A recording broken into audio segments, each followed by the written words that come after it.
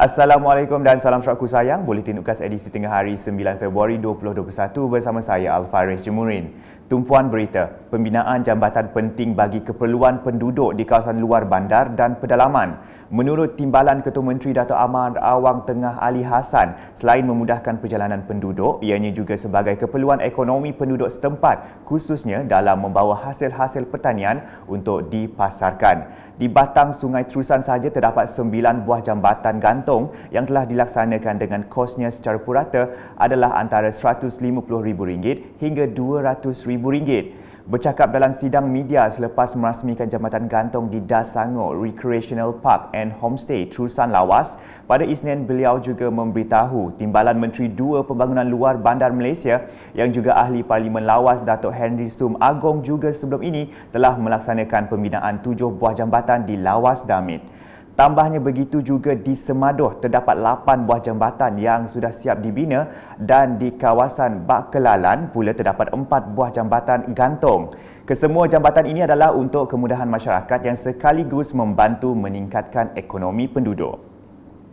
Sementara itu, Dato' Amar Awang Tengah semasa berucap dalam Majlis Penyampaian Sumbangan Tahun Baru Cina Daerah Lawas 2021 yang diadakan di Kelab Rekreasi Chong Hua Lawas pada Isnin berkata, Kerajaan Sarawak bersama dengan Kerajaan Persekutuan telah banyak memberikan bantuan kepada masyarakat yang terjejas akibat COVID-19 termasuk pengusaha-pengusaha perniagaan. Baru-baru ini, Ketua Menteri Datuk Patinggi Dr. Abang Abdul Rahman Zohari Tun Dato' Abang Openg telah meminta beliau mengumumkan pakej tambahan untuk membantu perusahaan kecil dan sederhana untuk bantuan daripada segi kewangan.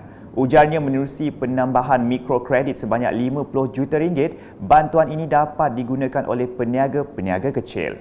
Manakala bagi sewaan perniagaan dan bil-bil bulanan juga dikurangkan dan diharap akan memberi manfaat kepada peniaga-peniaga kecil di Sarawak. Ujarnya lagi, peniaga boleh berurusan dengan Agrobank untuk urusan-urusan yang melibatkan mikrokredit.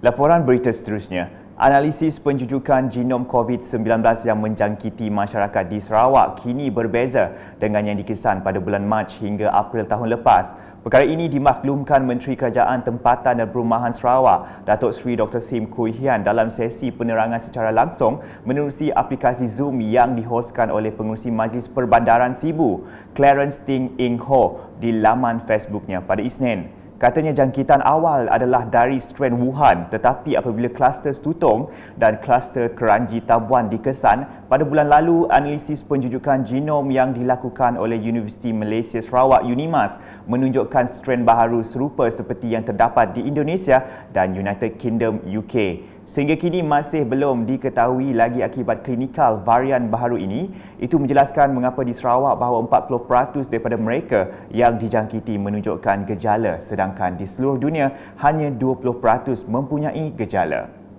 Justru Kerajaan Sarawak memerlukan saintis, universiti dan pakar penyakit berjangkit untuk buat kajian cara apa yang menyebabkan Sarawak berbeza. Tambah Dr. Sim lagi, bagi kluster pasar yang telah merebak secara meluas di beberapa bahagian di Sarawak, strain itu berasal dari Semenanjung dan sedikit dari UK. Balik ke perkembangan banjir. Mangsa banjir di Pusat Pemindahan Sementara PPS di Sarawak mula menunjukkan pengurangan. Menurut laporan terkini Bencana Banjir Negeri Sarawak yang dikeluarkan Jawatan Kuasa Pengurusan Bencana Negeri JPBN Sarawak, pada Selasa setakat jam 8 pagi, seramai 486 mangsa banjir dari 166 buah keluarga masih tinggal di 2 PPS di daerah Serian. Antara PPS yang masih dibuka dan beroperasi ialah SK Tanah Putih dengan seramai 338 orang dan PPS Dewan Masyarakat Serian seramai 148 orang.